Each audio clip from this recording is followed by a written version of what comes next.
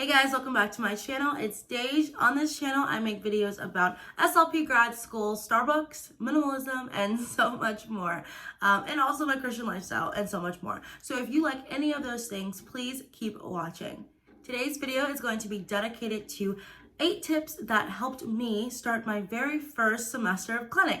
So these are some things that helped me. I am now moving into while I'm filming this, I'm now moving into my 3rd semester of clinic. I don't know when I'm gonna post this, but whenever you start clinic, these are some tips that are gonna help you really progress and kind of not make some of the mistakes that I made. So brief disclaimer, this is not an exhaustive list at all of the things that you can do to help prepare you for clinic, but these are some things that helped me. So I really hope that you guys benefit from them. All right, so in no particular order, here is tip number 1.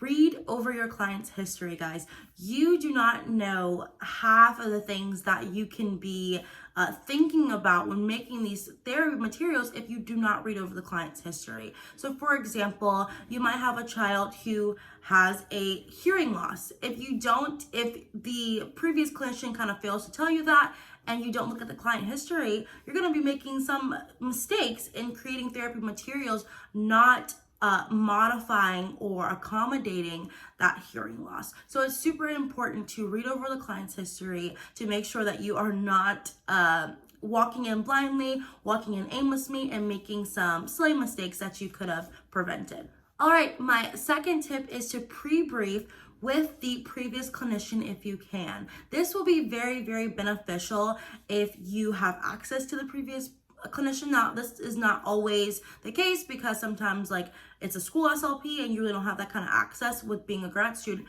However, sometimes you are a first year grad clinician and the previous clinician was is now a second year grad clinician. So maybe you guys can talk and just do a little pre-brief before you jump into doing therapy with this kiddo or this adult, so that you can have, a layout of some things to think about and some previous therapy plans that maybe they did together, some things that didn't work, some things that did work. You'll be able to talk about the client's progress, the client's personality, their goals, just things like that. It's super, super helpful and beneficial for you as you're creating new materials and getting to know this new client. All right, guys, tip number 3, this is a huge one. Find out what free materials you have access to because of your institutional affiliation. So what do I mean? So places like Super Duper or websites like Super Duper, Boom Cards, Lesson Picks, sometimes they will give discounted rates, or your institution can pay for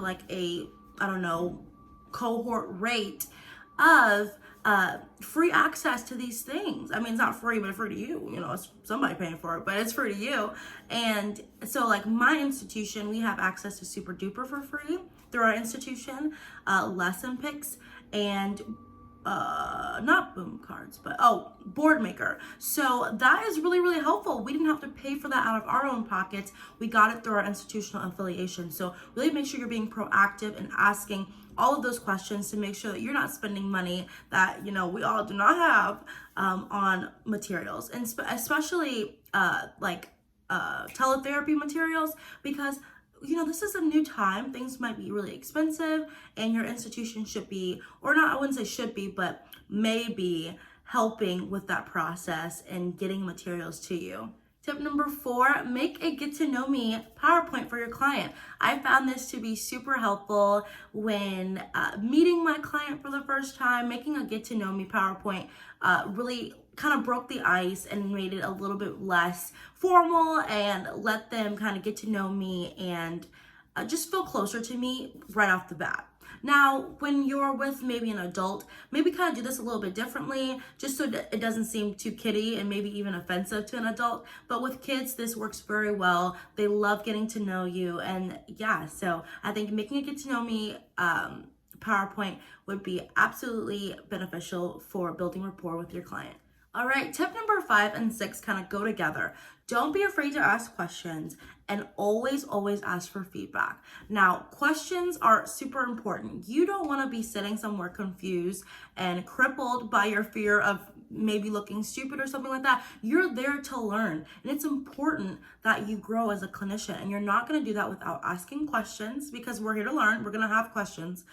Without asking questions, and also really getting that feedback that you need. Now, you might benefit from written feedback.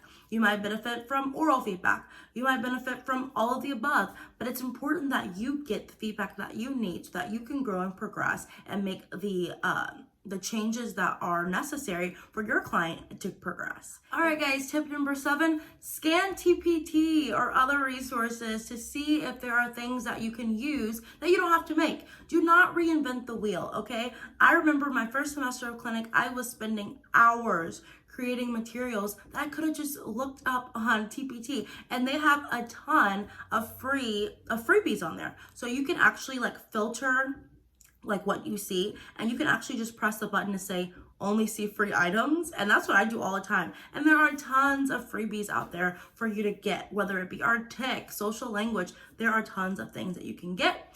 And then, yeah, so just don't reinvent the wheel. I feel like you can make better use of your time, maybe scrolling on TPT first, and then if they don't have it, then, create what you want. But do not reinvent the wheel, guys. You want to make sure that you're using your time wisely, and as a part of your time management skills to work smarter and not harder. All right, guys, the very last tip number 8. If you are struggling with creating an activity, you just can't get those creative juices to flow, ask a peer. I always stress asking your peers for things because they're going through the same thing as you. This is why I love a cohort model, because everyone's doing the same thing at the same time. So say you had a peer, a cohort member who you remember them saying they had an art tech client. So you can maybe go up to them and be like, hey, I remember you saying you have an art tech client. What visual cues did you use for the sound or the sound? And so I think just really collaborating with your peers is a really great practice even for the field, because all you're going to be doing is collaborating to make sure that you get the best experience for your client and that you create really tangible materials to benefit the client in the session. So yes, ask your peers what they did because it is super, super important for your growth and really, really beneficial for you as a clinician.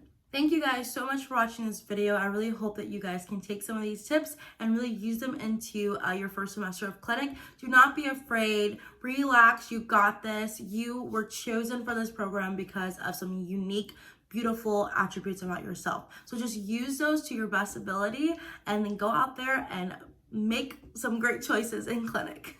Make sure to like and subscribe to this channel and comment below some other videos that you'd like to see from me. And yeah, bye guys.